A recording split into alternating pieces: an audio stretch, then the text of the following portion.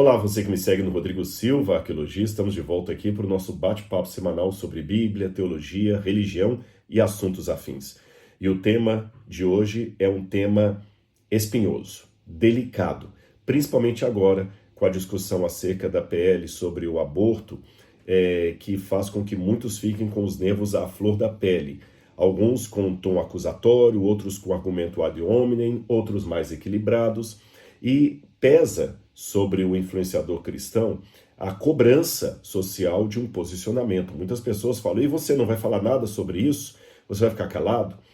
De fato, nós temos aqui um dilema que tem que ser equacionado com muito equilíbrio, e eu vou explicá-lo para vocês. De um lado, existe o fato de que você sendo um influenciador não significa que você é especialista em tudo.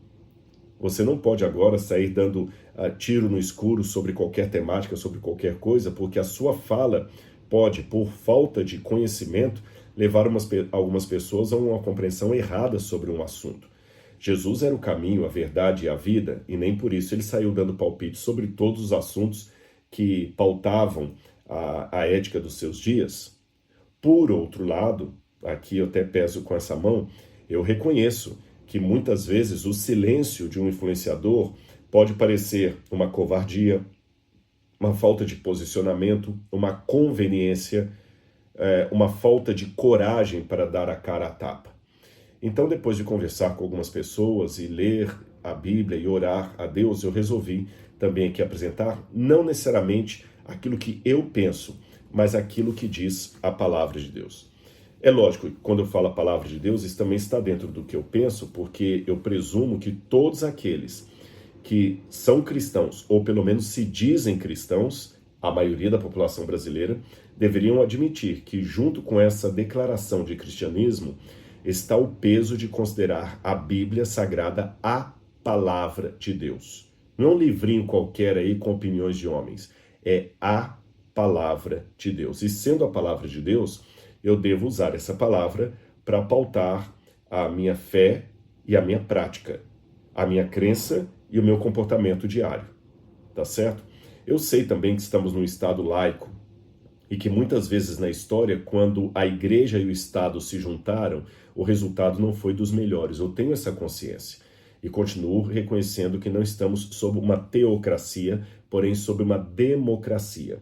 Contudo, nessa democracia, ainda, pelo menos por enquanto, não sei por quanto tempo mais, por enquanto eu posso, como cristão, apresentar meu posicionamento. Então, o farei à luz da Bíblia. E deixo que vocês também tomem a postura, a decisão de vocês, com base no que eu vou dizer aqui. Até sugiro àqueles que estão me acompanhando que peguem agora a sua Bíblia e acompanhem, porque eu vou falar de vários versículos aqui para anotar essa temática do aborto na Bíblia Sagrada, tá certo? Para fazer isso, é importante eu colocar uma introdução aqui primeiro. Alguns podem pensar, poxa, vai direto ao texto bíblico. Não, mas isso não seria responsável de minha parte.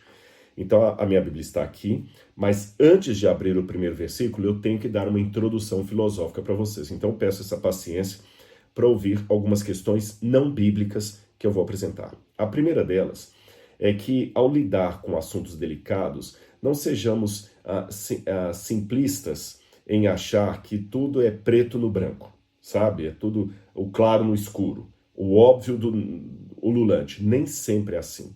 Há situações na vida que os dilemas, por isso a palavra dilema, são muito fortes. Aliás, às vezes até a palavra dilema, ela não é o melhor termo para usar, porque às vezes nós temos um trilema, um quadrilema, são várias opções, e qual delas eu vou atuar? Outra coisa que devo ter em consideração é a diferença entre ética e moral. Ética é um princípio que não deve ser jamais negociado, mudado.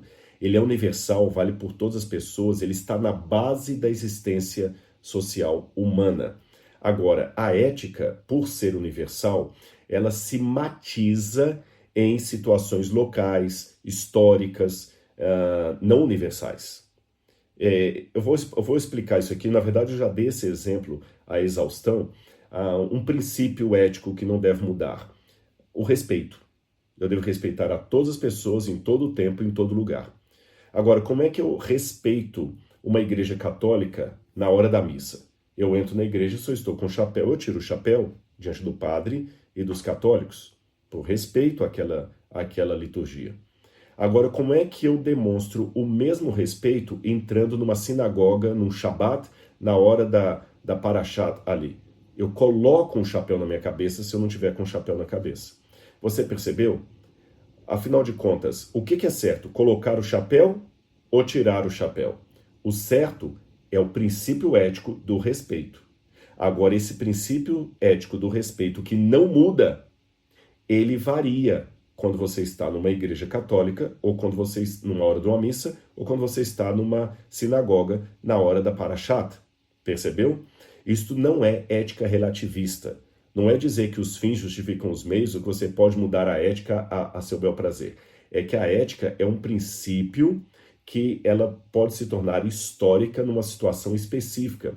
E aqui um bom grau de sabedoria cristã é necessário para sabermos como agir em situações conflitantes. Inclusive, eu vou te sugerir que pesquise na internet o dilema do trem. Procure aí, o dilema do trem. Esse dilema do trem foi, inclusive, um teste aplicado com alunos do MIT dos Estados Unidos. E o que o dilema do trem mostra, basicamente? Situações éticas da vida em que o princípio entra, às vezes, numa situação de complicação ética. Vou dar um exemplo para você.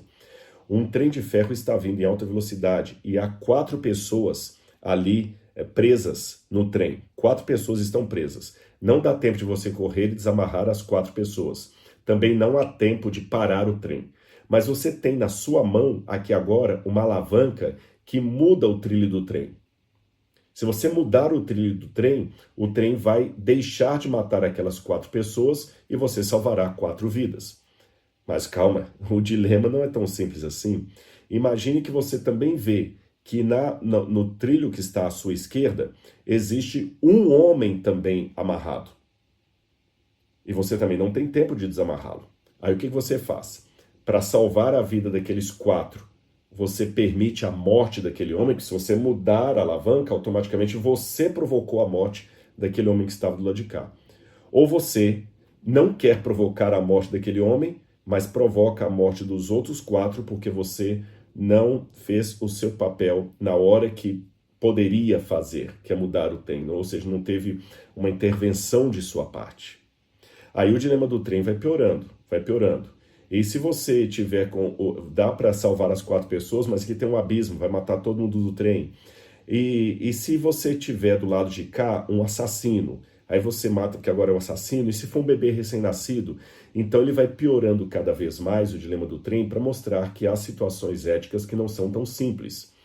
Para resolver essas situações, no passado, fora da Bíblia, houve pelo menos 3 sugestões. Uma de Aristóteles, uma de Immanuel Kant e a outra de Stuart Mill. Aristóteles promovia, na Ética Nicômaco, foi o livro que ele escreveu para o seu filho, Aristóteles promovia a ética da virtude e da autonomia. Aristóteles dizia, o ser humano virtuoso ele sempre vai saber como agir, porque ele busca a felicidade. Então devemos deixar que o ser humano tome a decisão dele. Já a ética de Kant, Kant já ia para um outro lado. Kant era um racionalista de maneira assim grande. Então Kant dizia que você tem que ter uma ética do dever, a deontológica, e a razão humana vai dizer o que deve fazer. Então, a razão humana faça sem questionar. Stuart Mill já vai promover uma ética utilitarista. Ele vai perguntar assim, escuta, qual situação dá menos estrago? Ou qual situação promove melhor o bem? Então, na ética utilitarista de Stuart Mill, por exemplo, você muda a alavanca, porque é melhor que morra uma pessoa a morrerem 4 pessoas. Utilitarista. Agora, qual dessas éticas a gente segue? Será que uma é excludente da outra? E o princípio bíblico a esse respeito? Bom, vamos lá. Eu vou colocar o que a Bíblia diz e deixo para você tomar a sua decisão. Levando em consideração que eu tenho que também ter na Bíblia claro aquilo que é um princípio bíblico que não muda jamais e aquilo que é uma moral bíblica. Lembra que eu falei da ética e da moral, que a ética não muda, mas a moralidade pode mudar? Por que eu digo isso? Porque se eu não separar na Bíblia o que é o princípio inamovível, o que é o princípio inalterável, do que é a moral aplicada, eu vou ter problemas, porque a Bíblia também manda apedrejar pessoas que não guardam o sábado. E eu, adventista, não vou sair jogando pedra em quem transgride o Shabat. A Bíblia também fala no sábado para não acender fogo dentro de casa. E como é que eu falo sobre isso? Paulo, em determinado momento, falou que as mulheres não podem falar nada na igreja, ficarem caladas. Então, repito, é importante na Bíblia saber o que é o princípio que não muda desde os tempos bíblicos até hoje e o que seria a aplicação do princípio. O que é ética, o que é moral. Tá bem? Mesmo porque, se eu não fizer essa separação na Bíblia, eu também vou achar que a Bíblia não tem nada a dizer sobre alguns assuntos que são modernos e não encontram eco direto na Bíblia Sagrada, por exemplo. Na Bíblia não tem nada sobre usar drogas ou não usar drogas. Não tem nada na Bíblia que me proíba de fumar crack. Não tem nenhum versículo na Bíblia que fala assim, não fumarás crack diante do Senhor. Por causa disso, agora eu vou liberar que uma pessoa use o crack. Na Bíblia também não tem nada que proíba, digamos assim, diretamente, alguém, deixa eu dar um exemplo aqui para vocês, alguém de colar numa prova. Não tem uma versão assim, não poderás colar numa prova. Não tem nada disso na Bíblia. Mas então eu tenho que achar o princípio bíblico para assim aplicar esse princípio que não muda a uma situação moral dos nossos dias. Tá certo? Então vamos lá, vamos ver princípios bíblicos que podem ser aplicados à questão do aborto. Primeiro, se você ler comigo Gênesis capítulo 1, versículo 28, você vai ver que o ideal de Deus é a santidade da vida, inclusive da vida intrauterina. Deus falou o seguinte, Gênesis 1, 28. Então Deus os abençoou e disse, sejam fecundos, multipliquem-se e encham a terra. E no capítulo 2, verso 7 de Gênesis, Deus disse, então o Senhor Deus formou o homem do pó da terra, lhe soprou nas narinas o fôlego da vida, e o homem passou a ser alma vivente. Um pouquinho antes, em Gênesis capítulo 1, 26, Deus disse, façamos o homem à nossa imagem, conforme nossa semelhança. Todos esses três textos que eu li, eles apelam para a vida como dom de Deus e para a santidade da vida. Tanto é que quando você vai para o Evangelho de João, capítulo 10, versículo 10, Jesus fala para que ele veio ao mundo. Evangelho de João, capítulo 10, versículo 10. O ladrão vem somente para roubar, matar e destruir. Eu vim para que tenham vida e a tenham em abundância. Veja bem, a vida, o princípio, olha a palavra que eu estou usando aqui, o princípio da vida é algo tão forte, tão delicado, tão importante à vista de Deus, que Jesus veio ao mundo trazer a vida, mesmo quando o mundo estava condenado à morte. Evangelho de João, capítulo 3, versículo 16, confirma esse eu vim para que tenham vida e a tenham abundância, diz assim, São João 3,16, porque Deus amou o mundo de tal maneira que deu seu Filho unigênito, para que todo aquele que nele crê não pereça, mas tenha a vida eterna. Ou seja, a vida é tão séria aos olhos de Deus que ela custou a morte de Cristo na cruz do Calvário. Então, se a vida fosse algo de somente importância, Deus teria destruído Adão e Eva lá e teria refeito outra humanidade. Mas não, Deus falou, eu vou dar uma chance para vocês. E Deus considera a vida não é só do indivíduo que já nasceu, não. A vida da criança que não nasceu também está dentro desse elemento da santidade. Eu vou mostrar para vocês aqui Salmo 139, verso 16. Salmo 139, verso 16. Vamos ler com calma esse texto aqui, olha. Os teus olhos, é o salmista falando para o Criador, os teus olhos viram a minha substância ainda informe, e no teu livro foram escritos todos os meus dias, cada um deles, escrito e determinado, quando nenhum deles ainda existia. Ou seja, Deus já via o salmista quando ele ainda era matéria, substância informe. Onde? Na barriga da mãe dele. Dizem que quando a mulher está grávida de, parece que 3 ou 4 semanas, o bebezinho é do tamanho de um grãozinho de gergelim. Mas Deus já viu. É uma matéria informe ainda, mas Deus já viu. Vamos lá. Em alguns casos, Deus até deu instruções bíblicas pré-natais. Muito antes da medicina falar em medicina ou neonatal, Deus já dava orientações para bebês que ainda não tinham nascido. Quer ver? Vamos ver aqui Juízes, quando Deus fala de Sansão. Juízes capítulo 13, versículo 5. Juízes capítulo 13, versículo 5. Olha, Sansão nem tinha nascido. Olha o que Deus orientou aos pais de Sansão. Eis que você ficará grávida, falando com a mãe dele, e dará à luz a um filho, sobre cuja cabeça não passará navalha. O menino será nazireu, consagrado ao Senhor desde o ventre de sua mãe. Olha bem, consagrado não depois que nasceu, desde o ventre de sua mãe. Ora, isso é mais do que a consideração pela vida. Deus consagra um bebê antes dele nascer. Olha que interessante, na igreja geralmente nós apresentamos os bebês. Na igreja em Israel era 8 dias após o nascimento, a criança era circuncidada, dava o nome dela, depois de 40 dias os pais o apresentavam ao Senhor no templo ou na sinagoga. Nós, cristãos, pelo menos os católicos batizam bebês, ou alguns protestantes que não batizam crianças apresentam a criança na igreja.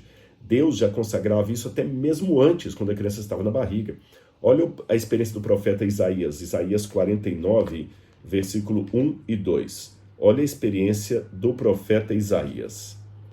Escutem, terras do mar, vocês, povos de longe, prestem atenção. O Senhor me chamou desde o meu nascimento, desde o ventre da minha mãe, fez menção do meu nome. Desde o ventre da minha mãe ele fez menção do meu nome. Quando eu vou para o verso 5, também diz a mesma coisa. Mas agora diz o Senhor que me formou desde o ventre para ser seu servo. Jeremias também teve uma situação semelhante. Olha Jeremias capítulo 1, versículo 5. Quando Deus chama o profeta Jeremias, Jeremias está depois de Isaías aqui, capítulo 1, versículo 5. Antes de formá-lo no ventre materno, eu já o conhecia. E antes de você nascer, eu o consagrei e o constituí profeta às nações. Deus já tem planos para bebês que ainda estão no ventre da mãe. Aí você pode falar, não, Rodrigo, mas isso aí é Deus tendo planos para a criança. Não significa que a criança já... Olha, cuidado, porque a Bíblia também mostra que mesmo de maneira intrauterina, a criança pode sentir, ter sentimentos, inclusive de alegria ou de rivalidade. Quer ver? Vamos começar com alegria. Lucas, capítulo 1, versículo 15. Para quem está me assistindo, principalmente que é católico, você que preza tanto por Maria, mãe de Jesus, você que preza tanto pelos santos, é católico, então preste atenção. Olha quando Maria, que a Igreja Católica chama de Nossa Senhora, vai visitar Isabel. Maria já estava grávida de Jesus. Preste atenção nisso aqui. Isabel também estava grávida. A diferença de idade entre Jesus e João Batista é de 6 meses. Então, Maria deveria estar ali no seu primeiro mês de gestação. Isabel já estava do 6º para o 7º mês de gestação. Olha o que aconteceu. Vou ler para vocês aqui. Quando Maria chega para visitar Isabel, diz assim, Lucas capítulo 1, vou ler do verso 39. Naqueles dias, Maria se aprontou e foi depressa à região montanhosa da cidade de Judá. Maria já estava grávida. Entrou na casa de Zacarias e saudou Isabel. Quando Isabel ouviu a saudação de Maria, a criança lhe estremeceu no ventre. Então Isabel ficou cheia do Espírito Santo e exclamou em alta voz, bendita é você entre as mulheres, que isso até faz parte da oração da Ave Maria, benedictas tu in mulieribus, né? Não fala lá em latim, bendita és tu entre as mulheres, está aqui a frase de Isabel. Bendita é você entre as mulheres, e bendito o fruto do seu ventre. Olha, Jesus não tinha nem nascido, e ele já era bendito, ou seja, Jesus passou pelo mesmo processo gestacional de uma criança. Jesus um dia foi uma sementinha do tamanho de um gergelim, já estava crescendo, Jesus foi feto. E é com grande honra para mim receber a visita da mãe do meu Senhor. Pois, essa parte aqui que eu quero destacar, é Isabel falando ainda para Maria, Tão logo me chegou aos ouvidos a voz da saudação que você fez, a criança estremeceu de alegria dentro de mim. Ou seja, de acordo com a Bíblia, numa época em que nem se cogitava em termos médicos o que é uma medicina neonatal, a Bíblia já colocava que uma criança dentro do ventre de uma mãe pode sentir alegria e sentir até a presença do Espírito Santo. João Batista, com 6 meses de gestação dentro do ventre de sua mãe, já sentiu e pulou de alegria e tremeu ao sentir Jesus chegando. Isso é um mistério muito forte. O salmista falou que ele ainda era matéria informe, o Senhor já o conhecia. Isaías fala que já o chamava pelo nome. Também uma criança pode ter dentro do ventre rivalidade. Olha o que diz aqui Gênesis, capítulo 25, versículo 21. Gênesis, capítulo 25, ao falar do nascimento de Jacó e Esaú, olha o que Deus falou para Isaac. Gênesis 25, versículo 21. Aqui fala que Rebeca, a esposa de Isaac, orou porque ela estava infértil, estéril. Aí diz assim: Isaac orou ao Senhor por sua mulher, porque ela era estéril. O Senhor ouviu as orações dele e Rebeca, mulher de Isaac, ficou grávida. Na verdade, é Isaac que orou aqui, eu me equivoquei. Os filhos lutavam, isso aqui que eu quero destacar. Os filhos lutavam no ventre dela. Então ela disse: por que isso está acontecendo comigo? E ela foi consultar o Senhor, e o Senhor respondeu a Rebeca: 2 nações estão no seu ventre. Diz que os meninos, que eram gêmeos, já estavam lutando dentro dela, rivalidade dentro dela. E quando eles nascem, o segundo nasce com a mão agarrada no calcanhar do primeiro. Isso demonstra que a criança já tem algum tipo de consciência ali dentro do ventre. E antes que você pense que eu estou falando bobagem, leia Freud. Freud fala que uma das primeiras coisas que forma no embrião humano, uma das primeiras coisas que corrigindo o português, uma das primeiras coisas que forma no embrião humano é o inconsciente humano, é o subconsciente. E esse subconsciente já começa a armazenar, agora que depois de Freud isso foi desenvolvido ainda mais pelos psiquiatras, pelos psicólogos, o subconsciente já vai organizando informações, sentimentos, dores, alegrias, desde a gestação. Tanto é que muitos problemas emocionais que nós enfrentamos até hoje são de traumas que recebemos já na barriga de nossa mãe. Mas mesmo antes de Freud, mesmo antes da psicanálise, da psiquiatria surgir, ou da psicologia, enfim, a Bíblia já dava sinais disso. Olha o que diz Jó, capítulo 10, versículo 8 em diante. Jó, capítulo 10, versículos 8 em diante. As tuas mãos me plasmaram e me fizeram, porém agora queres destruir-me? Lembre-te de que me formaste como um barro e agora queres reduzir-me ao pó? Por acaso não derramaste como leite e não me coalhaste como um queijo? De pele e osso me vestiste, e de ossos e tendões me teceste. Tu me deste vida e bondade, o teu cuidado guardou o meu espírito.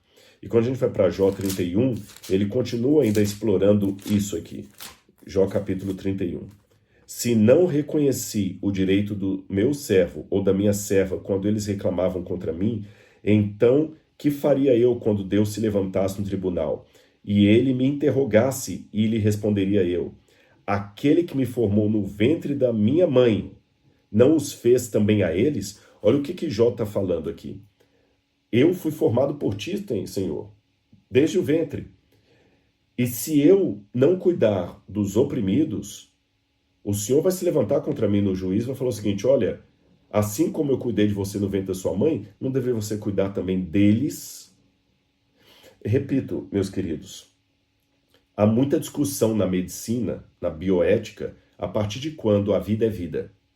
A partir da concepção, a partir de algumas horas depois da mulher concebida, a partir de quantos dias. Na medicina, até onde eu saiba, não há uma unanimidade a esse respeito. A partir de quando a vida humana é vida. Então, não posso dizer, e também não sou bioético, nem médico, nem biólogo. Por isso que eu falei aquela minha precaução, não entrar em áreas que eu não sou especialista. Mas à luz da Bíblia, no ventre da mãe, a criança já tem sentimento, alegria, disputa, sensação do Espírito, cuidado de Deus, percepção divina. Vamos a Êxodo capítulo 21, 22. Por isso que o bebê já era considerado na Bíblia, matar um bebê, um crime. Olha o que diz Êxodo capítulo 21, versículo 22 em diante. Se dois homens brigarem e ferirem uma mulher grávida, e forem causa de que aborte, porém sem maior dano, aquele que feriu será obrigado a indenizar o segundo que lhe exigir o marido da mulher e pagará como os juízes determinarem. Ou seja, se um homem provocasse a morte do bebê de uma outra mulher, o marido tinha o direito a exigir qualquer coisa como indenização. Olha, mas se houver dano grave, corrigindo, se os homens brigarem e ferirem uma mulher grávida e forem causa de que aborte, tá certo. Agora, mas se houver dano grave, então o castigo será vida por vida, olho por olho, dente por dente, mão por mão, pé por pé.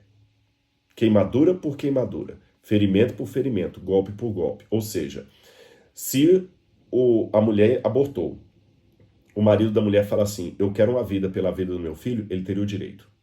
Percebeu? Ele teria o direito. Veja bem, eu vou repetir para vocês. Se homens brigarem e ferirem uma mulher grávida e forem causa de que aborte, porém sem maior dano, além do aborto, né? A mulher não morreu, mas perdeu a criança, aquele que feriu será obrigado a indenizar segundo o que lhe exigir o marido da mulher e pagará como os juízes determinarem. Ou seja, os juízes não determinam o que o outro deveria pagar, quem determina é o marido. Os juízes apenas obrigam que ele pague, porque veja bem, ele indenizar o que lhe exigir o marido. E os juízes falam, agora você vai ter que pagar. E o marido pode exigir o quê? Até a morte daquele homem. Olho por olho, dente por dente, vida por vida. Está aqui bem claro. Êxodo capítulo 20, versículo 13, também prescreveu de maneira muito clara o que significava a vida humana. Deus colocou aqui, não matarás, ou não mate. Que eu falei prescreveu porque a palavra prescrever, hoje ela sofreu uma semântica, e prescrever significa algo que já prescreveu, quer dizer, já não tem mais valor, você não pode mais imputar o crime, mas é que eu quero colocar prescrever no sentido de estabeleceu, tá certo? Deus colocou não mate. Eu não quero entrar no mérito da questão, mas eu sei que muita gente vai estar me perguntando isso aqui. Rodrigo, Deus falou para não matar, e você está incluindo isso aí até a questão do aborto, mas várias vezes na Bíblia Deus mandou matar até criança de peito e tudo mais. Eu tenho um vídeo que eu explico essa questão dessas expressões matar criança de peito, que não são expressões literais da Bíblia, tá certo? Por que eu não vou falar isso aqui agora? Não é porque eu estou tangenciando ou fugindo do assunto, é porque se eu entrar nessa questão, por que Deus mandou matar, eu fujo do tema do vídeo aqui, que é sobre o aborto, tá certo? Então, se quer saber o que eu falei a esse respeito, procure aí no meu canal do YouTube, por que Deus mandou matar, tem uma aula inteira sobre isso, ou faça o meu curso A Bíblia Comentada, porque lá nós temos umas 4 aulas só falando sobre a legislação de Êxodo e também do Levítico, sobre essa questão da morte, das mortes em guerras, quando Deus aparentemente mandou matar bebês de peito lá entre os amalequitas. Eu explico tudo isso no curso A Bíblia Comentada, tá certo? Não estou vendendo o curso, não é porque eu realmente não vou aqui agora falar sobre isso. Mas eu vou dar pelo menos uma parcela que tem a ver com o tema do aborto para você entender. Eu tenho aqui um dicionário de Wilson's, estudos sobre palavras do Antigo Testamento. É um dicionário interessante, onde ele traz várias palavras hebraicas e os seus diferentes significados. E só para você ter uma noção, para a palavra matar, nós temos em hebraico 1, 2, 3, 4, 5, 6, 7, 8, 9, 10 diferentes verbos. E cada um tem um significado diferente. Em português, nós temos a palavra assassinar, nós temos a palavra matar, nós temos a palavra liquidar, que de sentido de eufemismo pode significar matar, mas a gente acaba colocando-as todas com o sentido de matar. Em hebraico é uma diferença. Por exemplo, Você tem a palavra harag, que é matar de modo geral. Harag é matar de modo geral. Matar uma pulga, matar um carneiro, matar uma pessoa. Agora você tem a palavra tsabá, que significa matar ou degolar em sacrifício um animal. Então é diferente, é outra palavra em hebraico. Você tem a palavra halal, que significa cortar em pedaços, de novo, sacrificar animais para sacrifício. Você tem a palavra tavá, que significa imolar também, imolar. Você tem a palavra mot significa morrer, morrer ou provocar a morte de.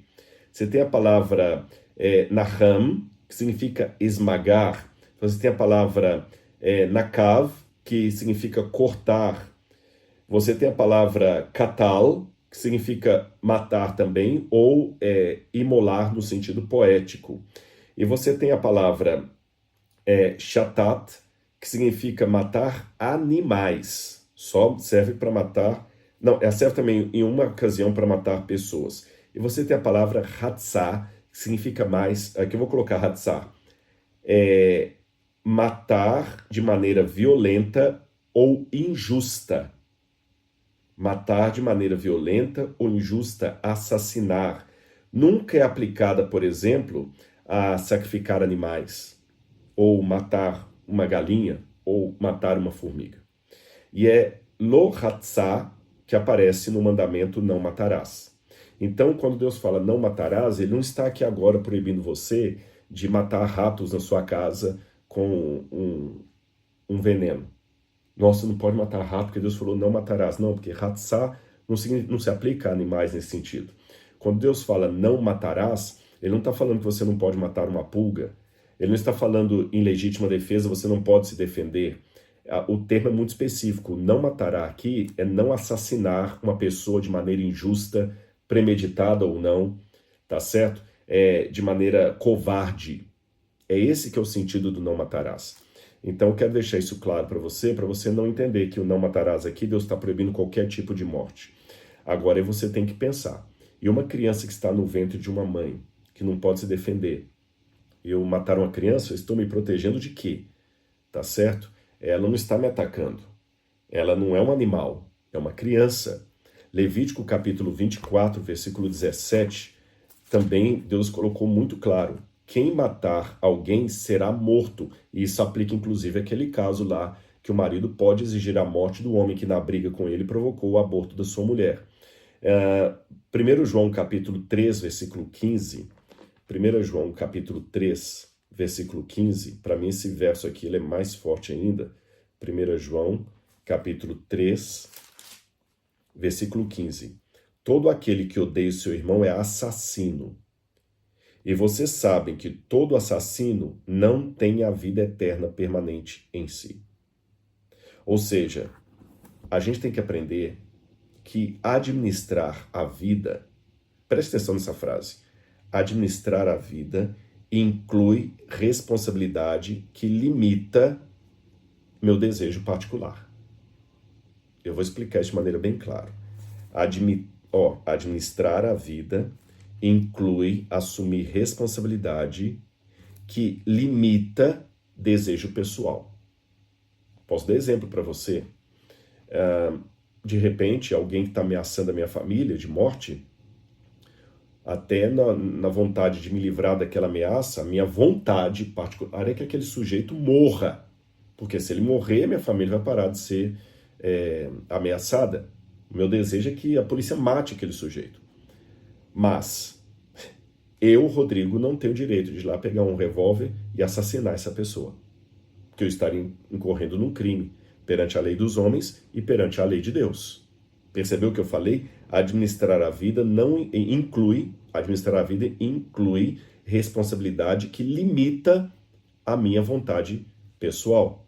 Eu quero ler para vocês 1 Coríntios capítulo 6, versículo 19. 1 Coríntios 6, 19. Porque nós estamos vivendo uma antropologia hoje que diz que o corpo da pessoa é da pessoa. Meu corpo, minhas regras. Vamos ver aqui. Olha bem, 1 Coríntios Não é capítulo 16. Deixa eu ver, que eu acho que eu tinha anotado aqui e passei rápido. Às vezes a gente vai de cor e você acaba se traindo. 1 Coríntios não é 16, é 1 Coríntios 6. Isso mesmo. 1 Coríntios 6, 19. Diz assim, olha. Será que vocês não sabem que o corpo de vocês é santuário do Espírito Santo que está em vocês e que vocês receberam de Deus e que vocês não pertencem a vocês mesmos? Então essa regra, meu corpo, minhas regras, ela não é bíblica. Porque vocês não pertencem a vocês mesmos. Então, por mais que eu esteja com vontade de fazer algo, não, meu corpo não é minha regra. Meu corpo deve ser a regra de Deus, porque vocês foram comprados por preço. Agora, pois, glorifiquem a Deus no corpo de vocês. E a Bíblia também coloca que é obrigação daqueles que são servos de Deus defender os vulneráveis. Deuteronômio capítulo 10, versículos 17 e 18. Deuteronômio capítulo 10, versículos 17 e 18. Pois o Senhor, Deus de vocês, é o Deus dos deuses e o Senhor dos senhores, o Deus grande, poderoso e temível, que não trata as pessoas com parcialidade, nem aceita suborno. Ele faz justiça aos órfãos e às viúvas e ama os estrangeiros. E até continua falando assim, portanto, amem os estrangeiros, porque vocês foram estrangeiros na terra do Egito. Olha aqui. Olha o que Deus falou para Israel. Amem os estrangeiros, porque vocês foram estrangeiros na terra do Egito. Eu acho que eu não estou incorrendo num erro hermenêutico de parafrasear a Bíblia assim. Amem o feto, porque vocês também foram fetos. Amem a criança que não nasceu, porque um dia vocês ainda não tinham nascido. Ezequiel capítulo 18, verso 20. Ezequiel 18, verso 20, também diz assim, olha. Ezequiel 18, verso 20. O filho não pagará pela iniquidade do pai, nem o pai pela iniquidade do filho. A justiça do justo ficará sobre ele, e a maldade do ímpio cairá sobre ele. O filho não pagará pela iniquidade do pai. O pai foi um violentador. Então é o pai que merece a punição, não o filho. Eu sei que muita gente está falando assim, Rodrigo, você não está olhando o caso da mãe, a mulher que passa por uma violência dessa, é muito complicado e tudo mais. Eu sei, por isso, eu sei não, eu faço uma ideia. Se eu falasse que eu sei, eu estou sendo mentiroso, porque eu nunca enfrentei isso na minha família, comigo mesmo. Mas por isso que eu comecei essa conversa aqui apresentando para vocês o dilema do trem. Lembra o dilema do trem? Há situações que não são fáceis. Nós, muitas vezes, quando vemos uma situação de violência contra a mulher, nós estamos com a alavanca na mão. E aí, o que nós vamos fazer? Nós vamos virar a alavanca, poupar aquelas 4 pessoas e matar uma? Ou nós não vamos virar a alavanca para não sermos cúmplices da morte daquele um e vamos deixar que matem os outros 4? Realmente há situações na vida, meus queridos, que não são fáceis. Não são decisões assim que você decide dentro de um escritório.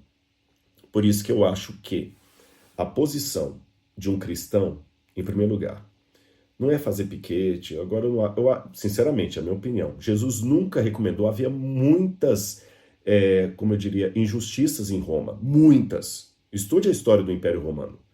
Injustiça atrás de injustiça. Jesus nunca recomendou que seus discípulos fizessem piquete na frente dos quartéis militares de Roma, ou que fossem atacar senadores romanos. Quem faziam isso eram os zelotas. Os zelotas queriam abaixo Roma e fazer passeata e quebrar tudo e roubar dos ricos para dar para os pobres, anarquia geral, proclamar a guerra civil. Estude a história de Shimon Bar Giora, de Judas da Galileia, desses líderes rebeldes que o próprio Barrabás da Bíblia, ele foi escolhido no lugar de Jesus para ser solto pelo povo, que Barrabás era um líder salteador que queria, assim, quebrar tudo, queimar pneu em praça pública. E Jesus falava que não resistais ao perverso. E o perverso era Roma. Jesus parecia covarde demais.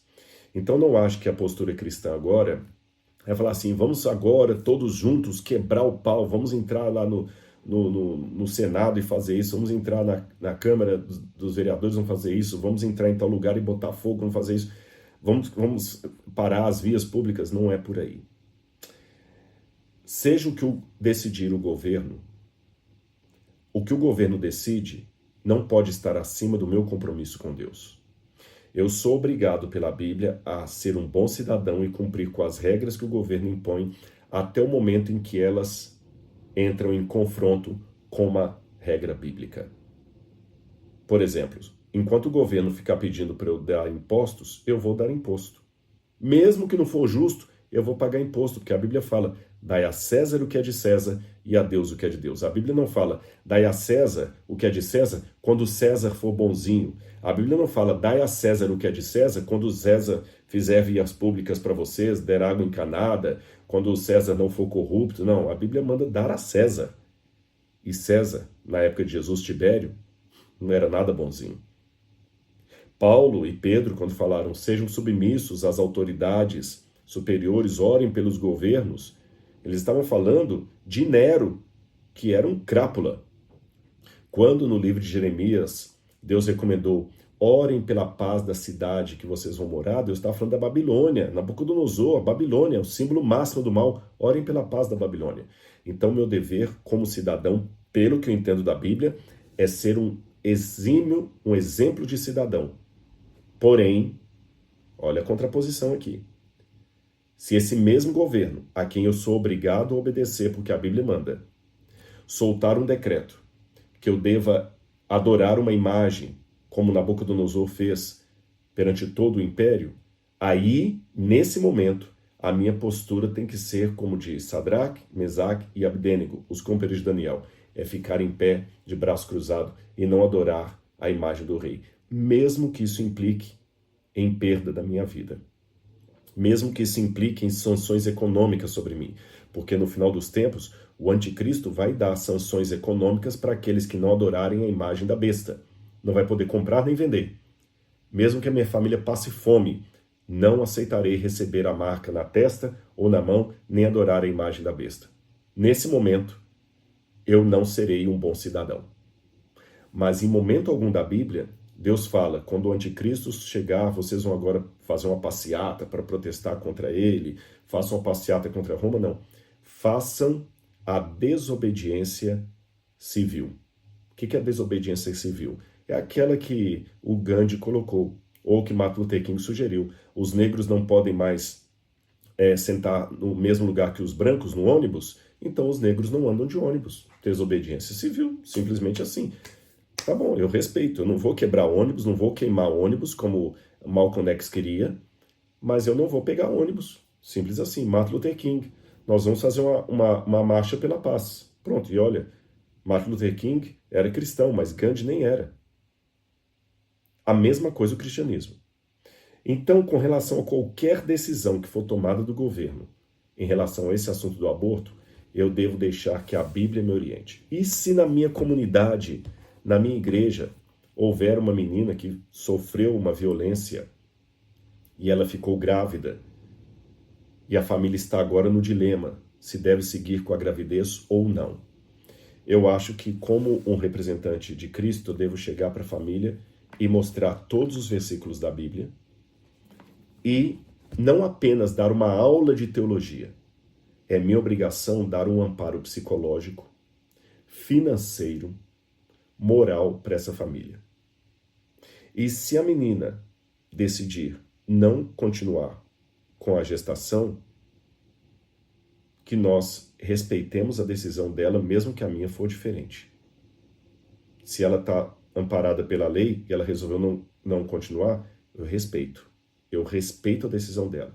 Eu não obrigo tirar, não obrigo deixar. Agora, seja qual for a decisão que ela tomar, eu tenho que, como comunidade cristã, envolver aquela menina que sofreu um baque muito grande. Detalhe, por favor, ouça aqui com atenção. Porque o que eu acabei de falar agora vai ter muita gente dizendo assim: ele está a favor do aborto, ele está a favor do aborto. Opa, nós estamos falando de um caso específico de uma menina que foi violentada. Há outros casos delicados também de risco de vida para a mãe, são situações atípicas. Então, por favor, não coloca na minha conta aquilo que eu não falei, tá certo? Situações atípicas, situações que ninguém deseja, devem ser tratadas como situações atípicas. Uma violência contra uma menina, eu estou evitando usar a palavra aqui, vocês sabem qual?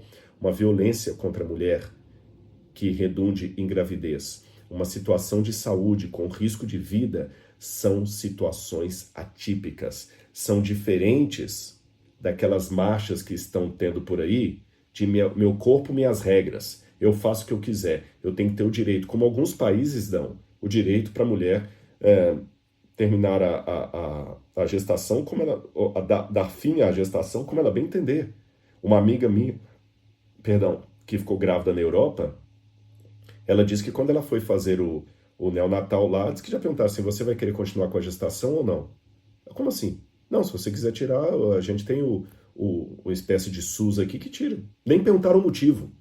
Há países da Europa que a coisa se descambou para tal momento que a mulher não precisa nem ter nenhuma razão para isso. Ela pode, já pergunta, faz parte do protocolo. Você vai querer prosseguir com a gestação ou não?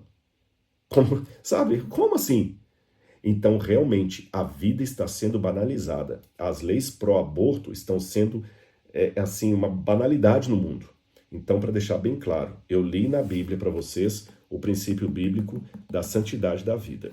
Situações excepcionais devem ser tratadas como situações excepcionais e não cabe a mim decidir pelo outro. Eu posso apresentar para ele a Bíblia e oferecer o apoio espiritual, psicológico e material, muitas vezes. Banalizar o que é excepcional é estupidez. Não reconhecer o excepcional também é estupidez, porque é muito fácil. A gente também aqui, dentro do meu escritório aqui, eu não estou com uma filha nessa situação, falar, não pode. Até o dia que acontece em casa. Você compreende? Até o dia que acontece em casa. É igual quando alguém falou do suicídio, é muito fácil emitir opinião sobre suicídio até o dia que você tem um suicida na família. É muito fácil emitir opinião sobre quem usa drogas até o dia que você tem um filho viciado em casa. Quando você tem o problema na sua porta, a sua compreensão do assunto muda. Então, cuidado para também não sermos irresponsáveis em emitir opiniões gratuitas sobre uma situação que não está dentro da minha casa. Que a sensibilidade é outra. É muito fácil resolver problemas dos outros. Então, repito, situações excepcionais devem ser resolvidas de maneira excepcional. E nessas situações excepcionais eu mostro o que a Bíblia diz e deixo para a pessoa decidir e dou o amparo para ela dentro da legalidade, dentro da Bíblia. Situações não excepcionais não podem ser traduzidas como excepcionais. Então não podemos banalizar a situação. Não podemos banalizar aquilo que é excepcional. E ter coerência, princípio cristão, e saber que vida intrauterina não é coisa para ser tratada de qualquer jeito. Tá certo? Não é coisa para ser tratada de qualquer jeito. Então eu espero ter deixado claro a minha posição, o que eu li na Bíblia a esse respeito.